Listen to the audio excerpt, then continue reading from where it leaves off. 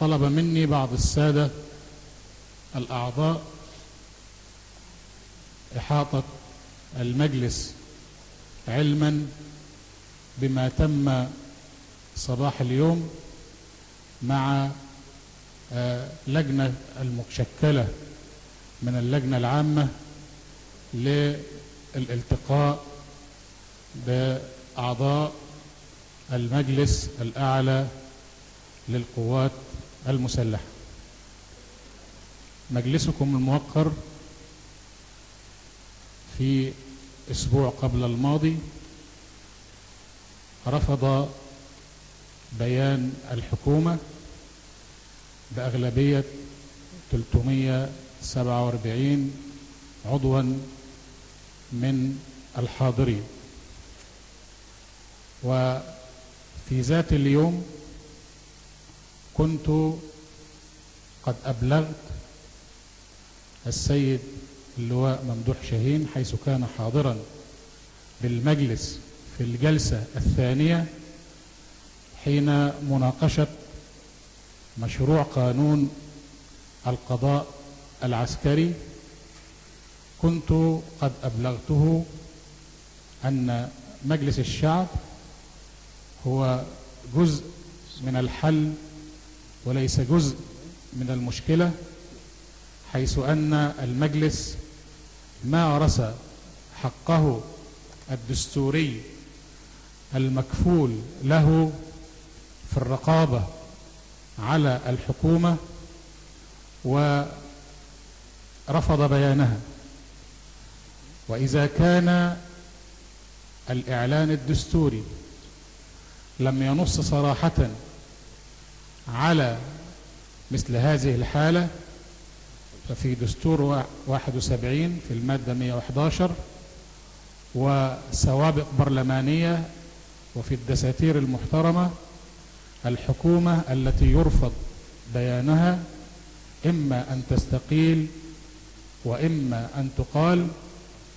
واقترحت عليه اقتراح شخصي مني أنه نظرا لأن الفترة الانتقالية حرجة ونحن في نهاية الفترة الانتقالية التي تنتهي ب30/6، فاقترحت عليه أن يقبل المجلس الأعلى استقالة الحكومة أو حتى يقيل هذه الحكومة ويكلفها بتسيير الأعمال حتى نهاية الفترة الانتقالية أو لحين تشكيل حكومة جديدة.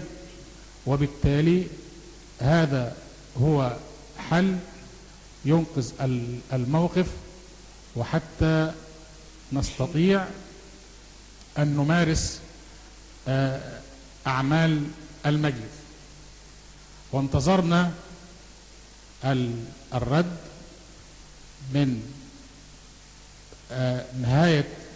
من جلسة رفض بيان الحكومة وحتى جلسات الأحد الماضي. في جلسات الأحد الماضي لم نتلقى جوابا ولم نكن أصلا لدينا أي معلومات كيف يتعاملون مع قرار المجلس. وفتحت الجلسة في بدايتها للمناقشة والتي انتهت بتعليق جلسات المجلس لإعطاء فرصة حتى نرى ماذا سيحدث بالنسبة لهذا الموضوع من الناحية القانونية والناحية الدستورية، لأنه كان من وجهة نظرنا أن المجلس أدى ما عليه من حقه وينتظر قرارا. في ذات اليوم وفي نفس اليوم وبعد تعليق الجلسات اتصل بي هاتفيا، وكان عندي مجموعة من السادة النواب في المكتب أيضا اللواء ممدوح شاهين، وأخبرني بأنهم يقدرون مجلس الشعب المنتخب ويقدرون، يعني المجلس الأعلى للقوات المسلحة يقدر مجلس الشعب المنتخب ويقدر قراراته التي اتخذها، وأنه في سبيله لحل هذه الإشكالية في غضون يومين. وقد أبلغت السادة المحترمين النواب الذين كانوا موجودون في مكتبي بذلك، وانصرفنا وانتظرنا حتى أمس، وكنا نريد أن نباشر أعمالنا لأنه أمامنا جدول أعمال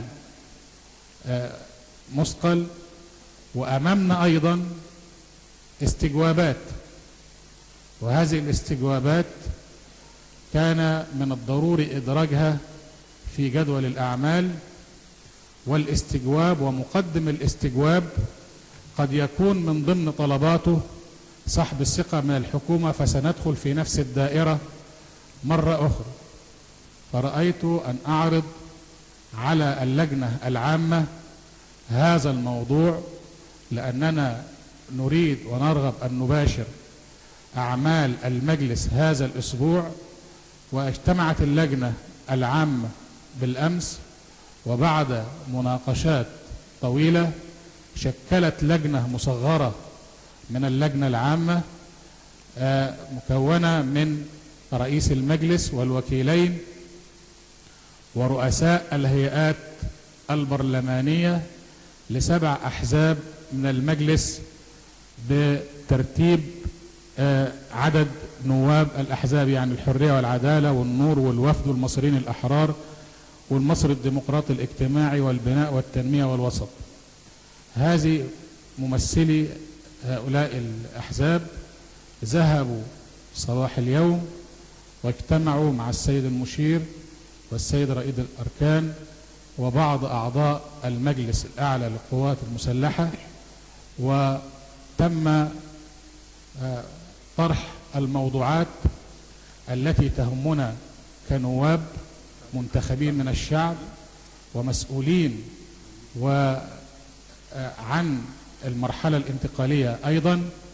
فكانت هناك موضوع الحكومة وعلاقتها بالبرلمان، والموضوع الثاني اللي كان ما أثير من تصريحات حول احتمالية إعلان دستوري مكمل يحدد صلاحيات رئيس الجمهورية، لأنه الفترة المتبقية قد لا تستطيع الجمعية التأسيسية للدستور إذا شكلت أن تنجز دستورا جديدا في الفترة المتبقية. وأيضا موضوع تاني مهم وكان يشغلنا، لأنه من ضمن أعمالنا أن الحكومة لم تقدم حتى اليوم الموازنة العامة للدولة، وأنه النواب يتساءلون لأنه كيف هتبدأ السنة المالية الجديدة في أول يوليو والحكومة ما قدمتش الموازنة العامة للدولة، وبعض الموضوعات الخاصة بالشأن العام تناولنا فيها أيضا أحداث العباسية وتأخر وضع الدستور وغيرها. بعد النقاشات، وده يمكن كان اللقاء الأول لبعض من أعضاء المجلس، اللقاء المنظم اللي جاي بقرار من المجلس. من قبل ذلك تم لقاء منذ شهرين عقب أحداث بورسعيد، لم يكن يعني بقرار من اللجنة العامة للمجلس، ولكن كان المجلس الأعلى بعد أحداث بورسعيد التقى ببعض عدد محدود من النواب لمناقشة الآثار بتاعة أحداث بورسعيد. لكن هذه المرة كان اللقاء بطلب من اللجنة العامة للمجلس. بالنسبة للموضوع الأول اللي هو الخاص بالحكومة وعلاقتها بالبرلمان، قالوا إنه الاقتراحات اللي موجودة إن يا إما تستقيل الحكومة، يا إما تقال، يا إما يحدث تعديل وزاري، وهذا سيتم في غضون يعني فترة قصيرة، برضو يومين كما قيل. ولكن كانت هذه الترتيبات بتحتاج منهم يعني بعض الوقت، لأن كان السؤال لماذا لم تتم هذه الأمور قبل الأمس حتى يعمل المجلس اليوم وهو على بينة. فقيل يعني امنحونا كمان يومين للتشاور، وسنصدر قرار حتى يستطيع المجلس يباشر عمله.